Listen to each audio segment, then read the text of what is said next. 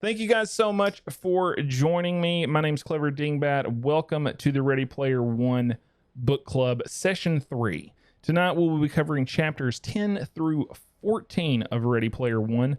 When last we left Wade, he was making his way out of the Tomb of Horrors and had just met Artemis.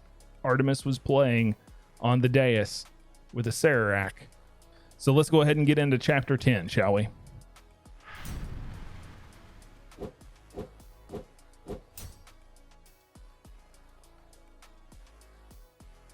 So chapter 10, Wade, like I said, was leaving the Tomb of Horrors. Wade sees that he's getting tons of messages though as soon as he gets out of the tomb, because the tomb exists outside, essentially outside the oasis. Like it's communication blocked. There's no recording allowed in there, that sort of thing. So Wade immediately starts getting hit up with messages from H, and that he had found the copper key. He had been seeing on the vid feeds that the scoreboard had updated with him on there. He doesn't have time to mess with any of this or look up any of this stuff. He wants to make his way over to Middletown as soon as he possibly can. So what Wade does is he immediately he runs as fast as he can back to the teleporter so he can teleport himself over to planet Middletown, which is the 1980s themed planet of, you know, the town that Halliday grew up in. It's got 256 different replicas of the town and Halliday's childhood home. When Wade gets there, Wade's going to be looking for his house. As soon as he finds his house, he wants to find the TRS-80 or the Trash 80 color computer, and the Dungeons of Daggerath, which is the copy of the game that is also mentioned in the clue on the copper key for the gate. So walking down the street, Parzival checks the scoreboard and realizes that Artemis has just secured her own copy of the copper key. The scoreboard had updated, so he knows that Artemis is fast on his heels. She is now caught up, and not quite to where he is yet, but she's fast on her way. Inside Halliday's childhood bedroom, Parzival plays the Dungeons of Daggerath on the TRS-80. This is a game that Gunters have played every single game on the TRS-80 in his bedroom, and they've beat them, they've mastered them multiple times, but nothing has happened. But also none of them have had a copy of the copper key. So, but with the copper key, Dungeons of Daggerath is a part of the clue. So Wade thinks that if he beats the Dungeons of Daggerath in Halliday's bedroom on the TRS-80, that the first gate will appear. And he's correct. 100% correct.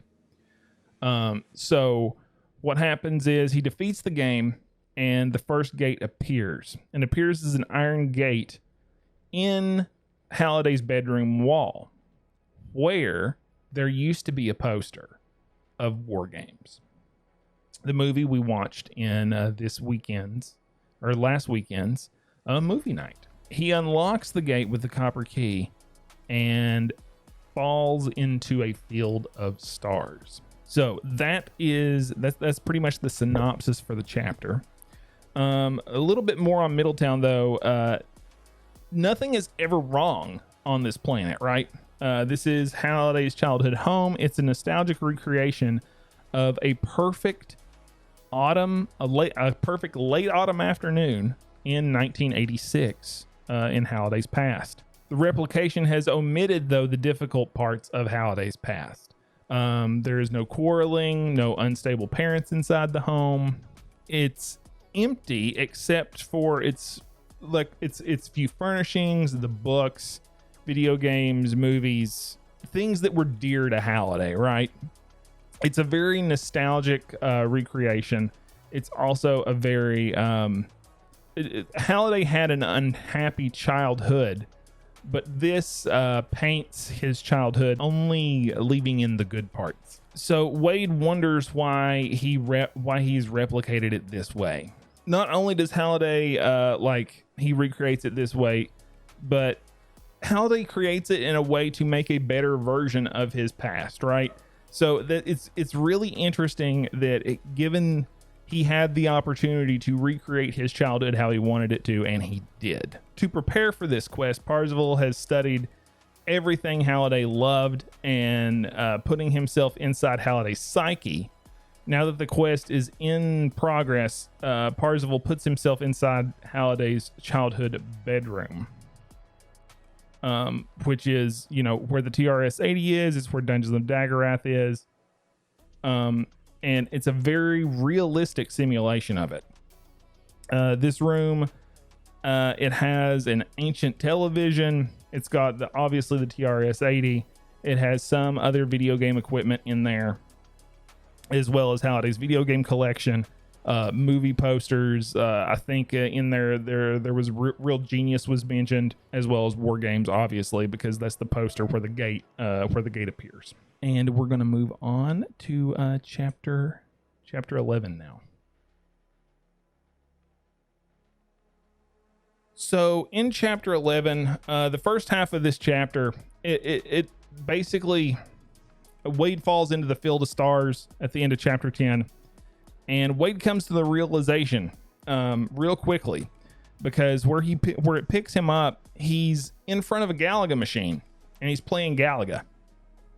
And this kind of takes him back for a second. He's like, what am I doing playing Galaga? Well, he's playing Galaga because he's playing David Lightman from War Games. He is playing Matthew Broderick's character. He comes to the realization of this, and it's a very interesting game because he's literally having to quote line for line and recreate Matthew Broderick's actions, pace, step for step, on pace with everything that, the movie calls for David Lightman's character to do. Parzival, Wade, he has watched this film so many times. He probably knows this. In the text, he says that he knows this better than Real Genius, better than probably any other of Halliday's movies. It's one of Wade's favorites too. And he's committed everything to memory. So Wade feels fairly confident he can get through this without any problem. He soon realizes his task is, to act out Broderick's parts in the film, and delivers, every time he delivers dialogue correctly, he gets awarded with points. Anytime he, gets an action correctly, he gets an action bonus. If he delivers 7 lines and actions correctly, he gets a cue card bonus, which he can use if, he forgets or flubs a line of dialogue. He can just use the key card bonus and it gives it to him, so he can continue on. But you can't mess up more than 3 times on any one action or one piece of dialogue, or one of 2 things is going to happen, and we don't know which of these happens. You either are expelled from the gate or your avatar is killed. This after Wade gets out of this gate, which he does inevitably complete it, and is awarded with a copy of the Jade Key. These games come known as vid syncs. GSS, Gregarious Simulation Systems. They immediately after Wade clears the gate, and these things, this whole part of the contest becomes popular. They immediately patent this type of a game, which is playing the lead in a film and doing everything that you can possibly do that role requires you to do on time, in sync with the movie. They patent this and they call them vid syncs, and they become incredibly popular and make GSS a lot of money. So the gate, after Parzival gets the Jade Key, the gate opens and Parzival re-enters Halliday's childhood bedroom. He checks the scoreboard, which displays a copper key and a copper gate next to his name now. He is in first place, but Artemis is in second place and has found the copper key as well. And obviously she is probably already on her way to Middletown, if not already in the gate. We don't know at this point. He logs out of the oasis and realizes he is freezing inside of his hideout, and which is his, his cargo van. And Wade falls asleep and dreams he is torn into pieces by belligerent armies as he holds a glass egg. The glass egg is obviously his dream's way of telling him that he's about to go on a very taxing journey where he is going to have a lot of competitors vying for the information that he has, as well as trying to get his secrets so that they can steal the egg from him at all costs. Wade also realizes that when he does log out, it's like 6:17 in the morning. Before he logs out, he does go back to Ludus, though. He drops off all of his gear, everything in his locker, that sort of thing. This is a very action-driven chapter. Parzival's obsession with Halliday's favorite media in this chapter totally pays off. Passing through the first gate requires a gunter to have the entire knowledge of war games, right? Like, you would have to know that probably the only movie I can think of that I knew as well as Parzival did for war games would have been Batman Forever, and this would have been like when I was in like 5th grade, because I used to love that movie. This would have been like when I was 10, 11, 12 years old. I can remember watching Batman Forever. Batman Forever was one of my all-time favorite movies back then. That was the Batman movie with Val Kilmer and Tommy Lee Jones and Jim Carrey as the Riddler. Drew Barrymore was also in it, actually. She played, I think, Sugar. And also Nicole Kidman was in that movie as well. She played Batman's love interest. And Chris O'Donnell played Robin. That was the first time we saw Robin on the big screen in modern day, anyway. There was the Robin in Batman 66. You totally can memorize lines of a movie entirely.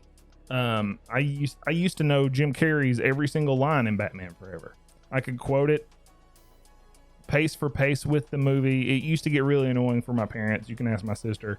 I was obsessed with that movie. So it's totally doable. You just have to watch the movie a million times, as kids often do. When Wade finally does log out of the Oasis, the contrast, though, it's kind of startling. The simulation seems more real than reality, but the cold temperature in his hideout reminds Wade that he is still a physical being. Wade, though he's in this simulation and it seems more real to him than the real world outside, he still has his physical body, has needs, and has to be taken care of. And in where he lives, it's winter, so it's gonna get cold. He's got to make sure that he takes care of himself. And Wade's obviously experiencing a lot of anxiety because of his nightmare that he had about all of these probably gunters trying to come after him and take the egg away from him. He knows because Artemis is also a competitor of his that he has ran into her last chapter, that there are people out there who have the knowledge and are capable.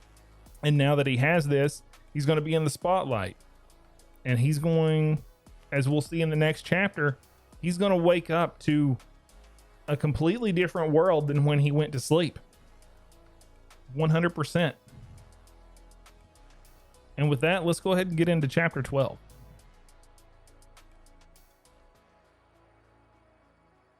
Like I said, the next morning, Wade wakes up. Well, not wakes up, because he doesn't wake up till probably sometime in the afternoon. But the next morning, we find out that the media has been ablaze with the news of 2 people have found copies of the Copper Key hours after each other, which is unheard of, especially since, this contest has been going on for 5 years and no one has so much as gotten a hint of anything in all that time, other than, the limerick. Other than the limerick, that was it. And then 2 people on the same day, within hours of each other, not only have proved that they've deciphered the limerick, but have found copies of the Copper Key.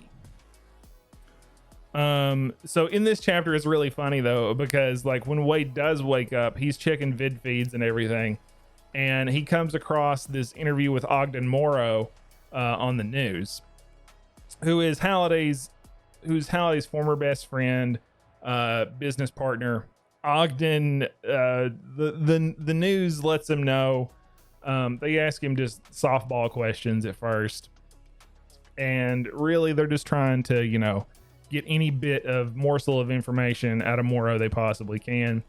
And they ask Morrow if they think that if any of them are going to come forward and want to do interviews with the media.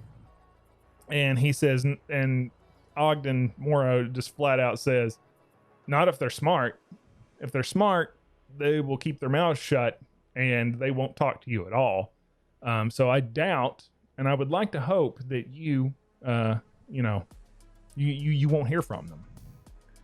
And then he proceeds to call the media vultures. And this media company, ironically enough, it's ran by IOI, Innovative Online Solutions, who are the guys who they're the Sixers. So it's the Sixer-owned media company interviewing Ogden Morrow, and he's calling them vultures, which is just kind of funny. And he also calls, IOI a fascist multinational conglomerate, live on the news for all to hear. And then they quickly get Ogden Morrow off the air. They cut him off quickly and say that's all the time we have to speak with him, yada yada yada. Og's interview leads Wade to some more exposition on the tumultuous relationship between Halliday and Ogden Morrow, though. Just like wondering like how they had their falling out. They bring up Kira, which is Ogden Morrow's wife, and that all the guys back then used to have a crush on her. Because she was the quintessential, as Ogden Morrow put it, she is the quintessential nerd girl. At this point, H finally is able to get a hold of Parzival, or Wade, gushing about what a hero he is going to be. He also says that he has deduced the location of the Copper Key himself. H gushing about Parzival in this way makes Wade very uncomfortable. Wade is essentially wondering, like, he's freaked out. He's completely and utterly freaked out that everybody thinks that he's this big time celebrity now. H, I believe, calls him a god at one point, to which this really tells Wade tells him to just stop it. He's right. He should be freaked out. People are going to want to kill for the information that he has. Because 1, it's a lot of money, and 2, it's control of everything in their world right now that anybody thinks has any value and is good. H does let Wade know that he does have a concern. He's concerned about a very specific person. He's concerned about a guy we met back in session 1, IROC, and said that IROC might figure out something. And he might spill the beans to the whole world. Basically that they're students on Ludus. This would be a big reveal. And because Ludus would be swarming with everybody. It'd be swarming with IOI, Gunters, system. The entire Oasis would descend upon Ludus because IROC the H is afraid IROC can't keep his mouth shut, which is a viable fear because IROC is a jerk, as we'll find out. H reveals to Parzival that he knows where the location of the copper key is now as well, and he does this by turning his vid feed to show him where he's at, which he's at the hill on Ludus, and Wade tells H, "Congratulations, man, good job figuring it out." And then H is like, "You're not mad? Like, I figured you would be mad because I used my insider information, because I just deduced that, you never go anywhere because you don't have any money. And so I figured that narrows it down where he could have gone, and that led me here." He's like, "No, man, that's exactly what I would have done too." As a friendly tip, though, before they part ways, though, Parzival lets H know that he needs to brush up on his jousting skills. H realizes what he's saying and is like, "Gotcha. All right, I'll do that." After H races off to claim his copy of the copper key, Parzival gets a message from Artemis. He actually doesn't give H the same tip that he gave Artemis, though, which was to play on the left, which I find is funny as well. It's interesting that he did not do that. But Parzival, again, he does get this message from Artemis. He reads it a couple of times, responds back to her after he rewrites it over and over and over again because he doesn't want to say the wrong thing. And they just exchange a few flirty messages back and forth. It's kind of it's silly high school romance. So I do think that, H did ask Parzival about Artemis because he was curious about, do you know this Artemis person? Is she your friend? Whatever. Wade puts that to rest. But at the same time, Wade gave Artemis a tip that he did not give to H. Kind of messed up. Just saying. So I do think that there is a little bit there that whether malicious or not, which I don't think it was malicious, but regardless, it's worth noting, right? Because this is part of Wade's character. Wade also, in this chapter, he wakes up to find out that Artemis has cleared the first gate. She's cleared it, so she's right there alongside him on the scoreboard, except Wade has 1,000 more points on the scoreboard than she does. He's in first place, she's in second. Going back to the Ogden Morrow interview, I just want to talk about this a little bit more. He says that it would be stupid for them to talk to the media. As Wade is watching the video, Morrow is looking right into the camera to, I think he's trying to break the fourth wall here so he can speak directly to Wade and Artemis and let them know, don't do this. This is a bad idea. He's trying to give them some advice. So I think that's worth noting, that he is trying to inadvertently, without interfering, try to help them in some way. So, this lets us know that Og is someone who, he believes in Halliday's contest. He believes in the heart of it. He's not like the Sixers. He's not someone who can't be trusted, someone who is not a poser. He is legit. And with that, we're going to go ahead and get into chapter 13.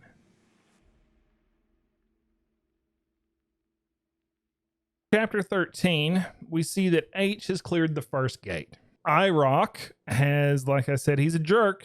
He attempts to blackmail H and Parzival into revealing the location of the copper key. They refuse to divulge the location. IROC lets the cat out of the bag. He goes on some Gunter forums, and then two more Gunters find the key, Daito and Shoto. So now we have Parzival, Artemis, H, Daito, and Shoto, who will become known as the High Five later in the book. A little bit of a spoiler, but it's not that big a deal. So anytime I refer to the High Five, you know who that is. So, and then the next day, Daito and Shoto also clear the gate, as well as H. Instead of doing his schoolwork, Parzival tries to focus on understanding the Jade Key riddle. The Jade Key riddle is this: the captain conceals the Jade Key in a dwelling long neglected, but you can only blow the whistle once the trophies are all collected. So that's important, right? This is what Wade and the rest of the High Five right now are pondering about. They are trying to decipher this riddle. It's a quatrain. That's what Wade starts referring to it as. He refers to it as the quatrain. But he's not coming any closer to solving it, right? In the meantime, though, endorsement deals and offers are pouring in to Wade. Companies that want to use Parzival's likeness for products. It's things like haptic rigs, pizza, haptic gloves, visors, you name it. Like anything that can help someone in the Oasis do anything is contacting Wade for endorsement deals. They want to put Parzival's likeness on all of it and say that it's Parzival approved so they can just make money. Which, I mean, is not unlike this platform here that I am streaming on. It's just the way it works. They want to use Parzival's likeness as an influencer in order to make money. Wade pretty much agrees to all of these endorsements deals because why wouldn't you? It's free money. And Wade hasn't had any money, right? He's just a guy who's going through and playing a game and is living in poverty. You know, all he has to do is give them a 3D rendering of his avatar and a little bit of voiceover, and that's it. He's not having to put the content out on any of his channels. This is all just him showing up in a commercial or an ad that they place somewhere online, and they're just going to use his likeness. And Wade seems to think like all these deals are going to expire in a year. This is win-win. The money that I'm going to make off of this, I'll be able to move out of the stacks. Like, this is good. And I can just continue doing what I'm doing now. So that's what I should do. I'm just going to take these and I'm going to run. So he takes the endorsement deals because it's very little work for him. Like he doesn't have to do anything. It's just he's a little more hesitant to respond to the 5,000 other messages though that he has received from the head of IOI, Nolan Sorrento. Nothing good can come of that. However, though, after he debates about it internally for a little bit, he decides he wants, I can't pass up the opportunity to talk to the head Suxor, Nolan Sorrento. So why shouldn't I just hear what he has to say? And then that's where chapter 13 leaves us. Mostly just a lot of these chapters now are getting into the internal, thinking. It's the monotonous things in their day. And we're seeing that Wade's popularity is just ever so slightly beginning to take its toll on him, because it's eating up his time. He's seeing offers pour in. We're seeing movie come in to, begin to corrupt.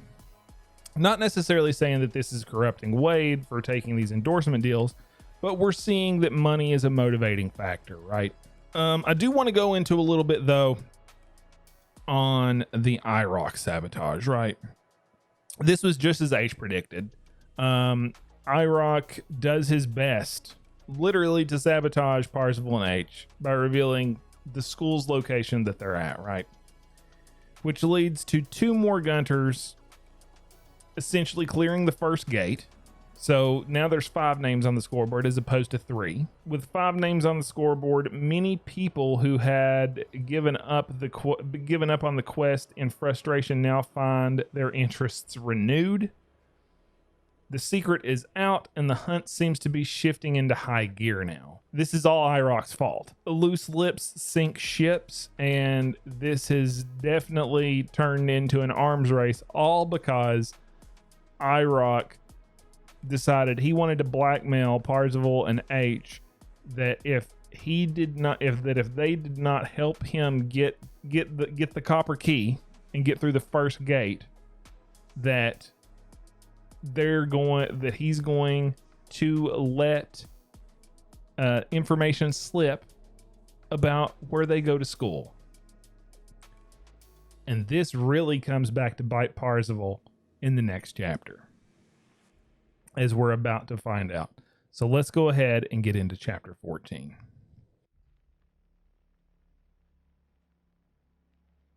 So chapter 14, Wade, or rather Parzival in this instance, because they're chatting in the Oasis, opens up a chat link with Nolan Sorrento, who is head of IOI's Oology division. Wade feels that this is safe to talk to Sorrento via chat link as long as he's careful. He doesn't have to divulge anything. It's just his avatar being projected into a meeting. So like there's really nothing here that is going to, impact Wade negatively. Sorrento gives Wade a tour. It's his first ride in a spaceship around planet IOI 1. IOI's base of operations, and then gives him a tour through the replica of IOI's physical headquarters in Columbus, Ohio. He does this all in the Oasis. It's all simulated. Sorrento wants to make Parzival chief oologist and in charge of the Sixers, a job that would pay him millions of dollars a year. Parzival says he will accept for more money, and on the condition that Sorrento is fired. Wade's just trying to cut him here. He's just trying to slap him in the face as many times as possible. And he does this because he says that Sorrento gives him the creeps. The company agrees, actually, and Parzival makes it clear that he wasn't serious. Sorrento makes a second offer and tells Wade that, we'll give you $5 million in exchange for just a walkthrough through the first gate. Like, that's all we need. Just give us a walkthrough through the first gate. $5 million. No harm, no foul. Go on about your business. Wade also turns this down. He tells them, nope, not going to do it. But then they have a third offer after Wade declines this. Sorrento uses Parzival's real world name, Wade. And this shocks him. It shocks him because how could he have this information? Sorrento, lets him know that they know his true identity and have all of his information. They know his location, and they secured this information by bribing one of the officials from Wade's school. So, IROC directly led to this because he leaked the information about where they go to school at. And then Sorrento goes and bribes the school officials because teachers, this is 2045, teachers still don't make money. So they bribe them their secure information, and they get it. And Sorrento's offer is this: we will still give you the $5 million if you help us out, but if you don't, we will kill you. Because they have placed explosives around his stack and on his trailer, on his aunt's trailer. And they will kill him to get the information. And if he logs out, they will kill him. So he can't log out, can't do anything. Otherwise, they're going to blow him and everyone in that stack up. Wade thinks they're bluffing, but this is not the case. Wade decides, that he's just going to log out. And he logs out. And a minute passes, and nothing happens.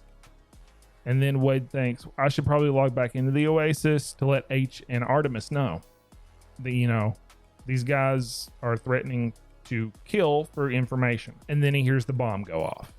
And Wade immediately dives to the floor of his hideout and covers his head. Wade realizes he can't go to the police here because they're just going to think that, even Sorrento said they're just going to think that it was a drug lab explosion or a domestic terrorist bomb going off. Nothing they're not going to think that this has anything to do with the contest or a fascist multinational corporation trying to extort a young underage kid.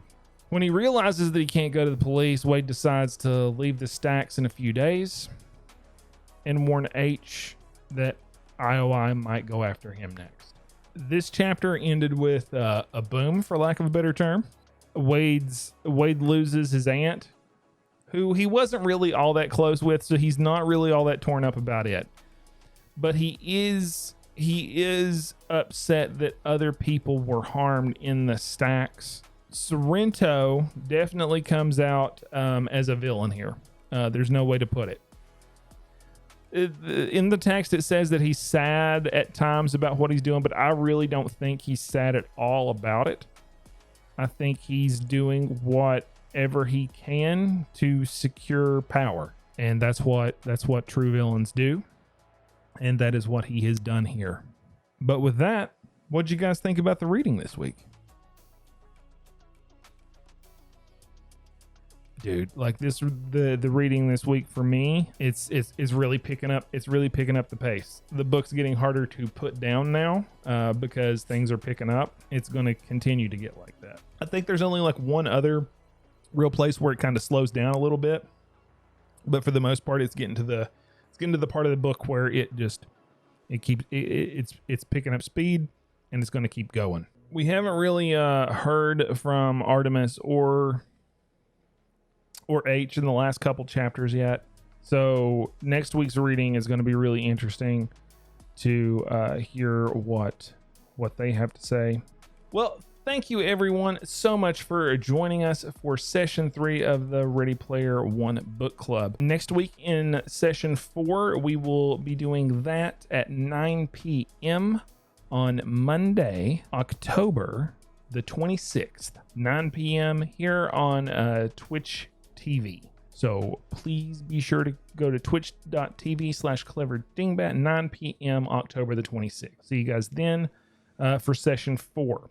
In that session, we will be covering chapters 15 through 19. Don't forget about movie night in Discord.